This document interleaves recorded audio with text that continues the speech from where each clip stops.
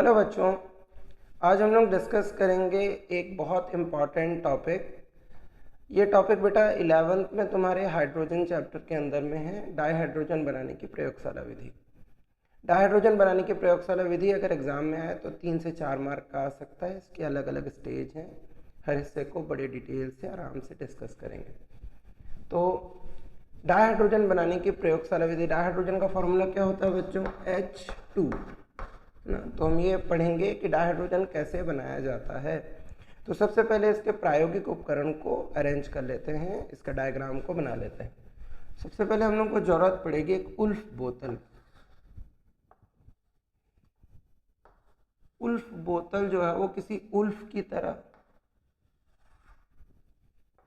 किसी भेड़िए की तरह लगेगा, जैसे दो कान है ना, मुंह है, ऐसा टाइप का समझ जाओ। इसके दोनों किनारों को हम लोग एक स्टॉप कॉक से बंद कर लेते हैं इसे, ठीक।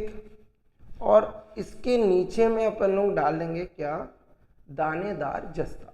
क्या डाल देंगे बेटा? दानेदार जस्ता। यहाँ पे हम लोगों ने दानेदार जस्ता, जस्ता जो है वो शुद्ध नहीं है पूरी तरह से, जस्ते का शोधन बहुत महंगा होता है यार, है ना।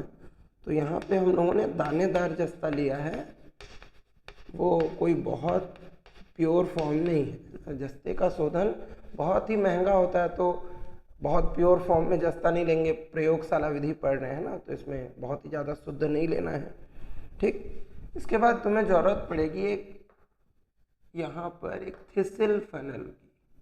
थिसिल फनल को हम साधारण शब्दों में बोलते हैं बिंदुपाती कीप।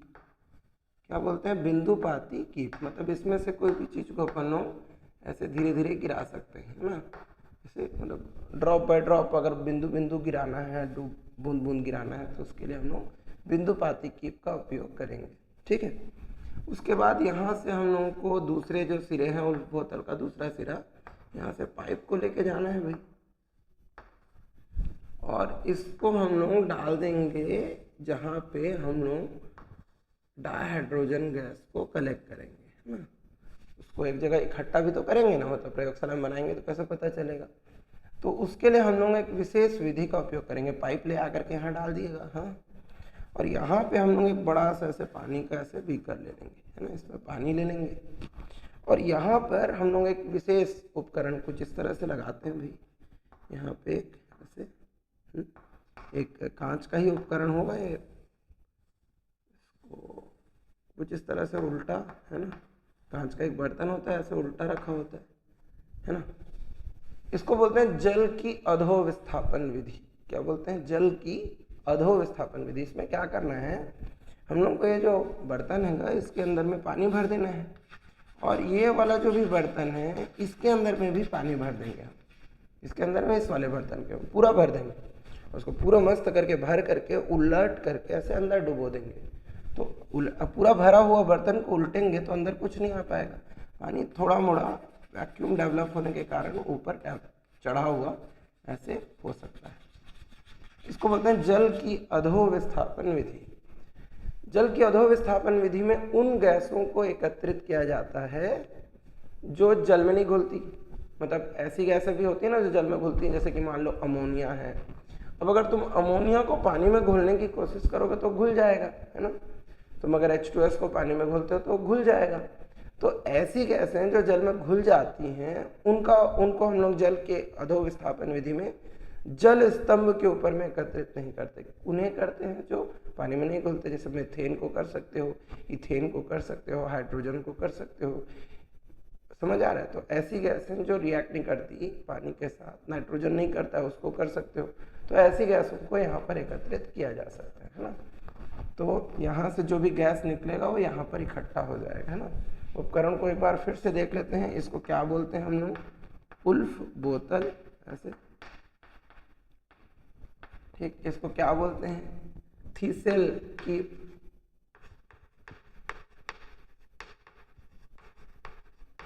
ठीक।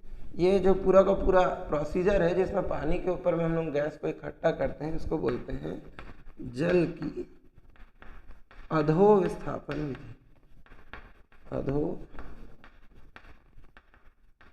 अधोविस्थापन विस्थापन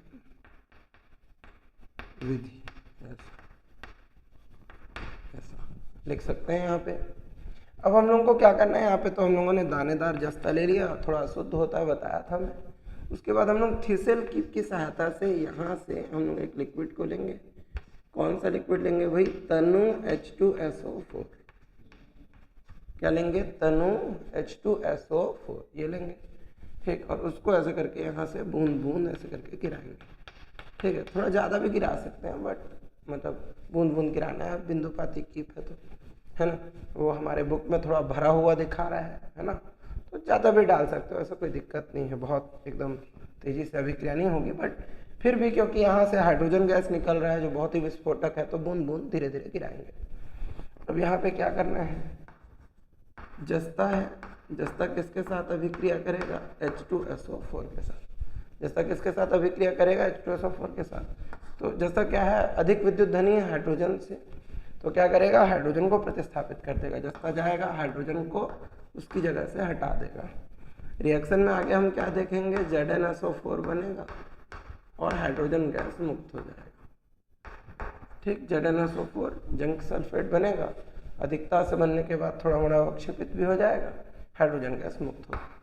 तो मुक्त हाइड्रोजन गैस जो है वो ये नली की सहायता से ऐसे जाकर यहाँ से ऐसे जाएगी और ये जल से भरे हुए बीकर में जल की अधोविस्थापन विधि के साथ यहाँ से ऐसे करके गैस निकलेगी, ऐसे बुलबुले निकलेंगी और यहाँ पर हाइड्रोजन गैस कलेक्ट हो जाएगा, ठीक है।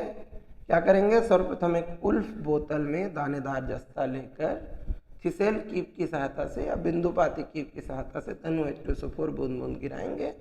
जस्ता H2SO4 से अभिक्रिया कर हाइड्रोजन गैस मुक्त करेगा।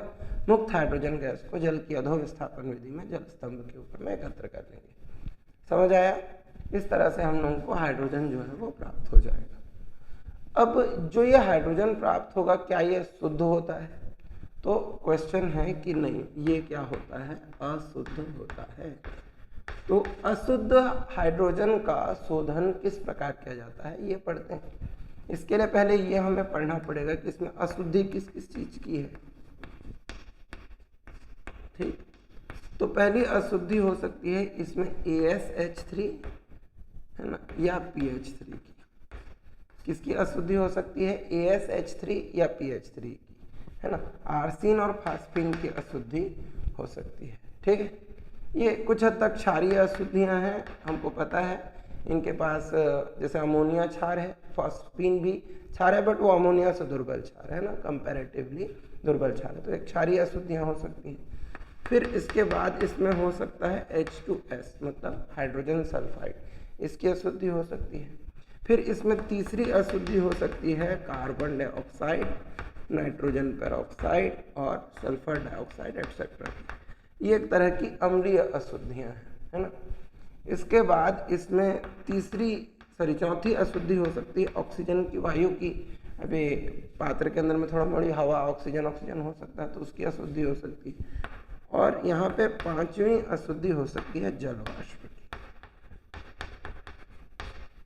तो अब क्योंकि हम लोगों ने जस्ता जो लिया था वो इम्प्योर था, तो उसमें आर्सेनाइड्स थे, सल्फाइड्स थे, है ना, कार्बाइड था, नाइट्राइट था, सल्फेट था, तो ये सब थे। और पानी से गुजारने हैं तो थोड़ा मोड़ा पानी वानी भी आ जाएगा, गरम गरम हवा गई तो और तनु H2SO4 भी उपयोग में ला रहे हैं, तो यहाँ भी रिएक्शन हो रहा होगा तो थोड़ी गर्मी और आ रही होगी तो पानी आ जाएगा।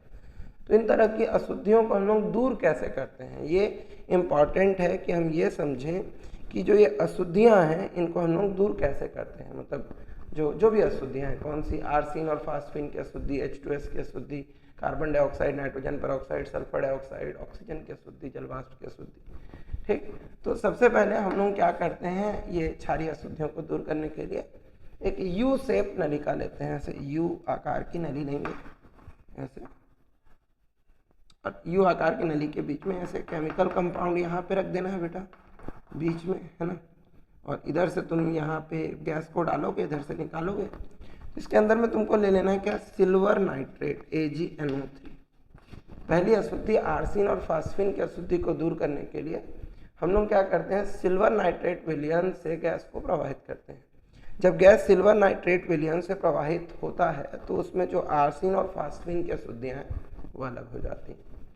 अब दूसरी अशुद्धि है H2S की अशुद्धि, है ना। H2S की अशुद्धि को दूर करने के लिए हम लोग लेड नाइट्रेट के सॉल्यूशन से उसको गुजारते हैं, PbNO3 होल ट्वाइस, है ना। ये लेड नाइट्रेट के सॉल्यूशन से हम लोग उसको गुजारते हैं, ठीक। तो जब लेड नाइट्रेट से गुजारेंगे तो H2S वो लेड सल्फाइड बना करके HNO3 बना लेगा, तो इस तरह से वो भी अलग हो जाएगा। अगर मुझे कार्बन डाइऑक्साइड, नाइट्रोजन पेरोक्साइड और सल्फर डाइऑक्साइड गैसों को अलग करना है, वो अम्लीय अशुद्धियाँ होती हैं, अम्लीय गैसें हैं, तो उसको अलग करने के लिए हम लोग उसके बाद क्या करते हैं, KOH, मतलब पहले सिल्वर नाइट्रेट से, फिर लेड नाइट्रेट से, अब उसके बाद थर्ड प्रोसेस में हम लोग किससे गुजारते हैं, उसको KOH विलयन से गुजारते हैं। KOH क्या है, प्रबल क्षार है ना, और क्षार से गुजारेंगे तो अम्लीय अशुद्धियाँ क्या हो जाएंगी, पूरी तरह से दूर हो जाएंगी। अम्लीय अशुद्धियों को दूर करने के लिए हम लोग क्या करेंगे, अम्लीय अशुद्धियों को दूर करने के लिए क्षार से गुजारेंगे। क्षार क्या है, KOH, तो क्षार से गुजर जाएगा। इसके बाद अगर मुझे जलवाष्प को अलग करना है, बुक में क्या किया है, जलवाष्प को ऊपर दिया है, ऑक्सीजन को उसके बाद दिया है ना। तो जलवाष्प को अलग करने के लिए हम लोग क्या करेंगे, इसको कैल्शियम क्लोराइड या फास्फोरस पेंटाऑक्साइड ऐसे निर्जल कारक से गुजारेंगे, ठीक। तो उससे क्या होगा, जो जलवाष्प है वो अलग हो जाएगा। कैल्शियम क्लोराइड निर्जल होता है, सूखा, है ना, ठीक है, चौक वॉक जैसा चीज़, है ना, चौक जैसी चीज़ से अगर गुजारोगे तो पानी को वो क्या कर लेता है, सोख लेता है, ठीक। अगर हम लोग जो ऑक्सीजन है उसकी अशुद्धि को अलग करना चाहते हैं, तो ऑक्सीजन की अशुद्धि को अलग करने के लिए रेड कॉपर, मतलब रक्त तप्त कॉपर, रेड हॉट लिखना चाहिए, रेड हॉट कॉपर से गुजारते हैं, तो ऑक्सीजन जो है वो कॉपर के अंदर फंस जाता है और शुद्ध हाइड्रोजन गैस हम लोग को प्राप्त होती है।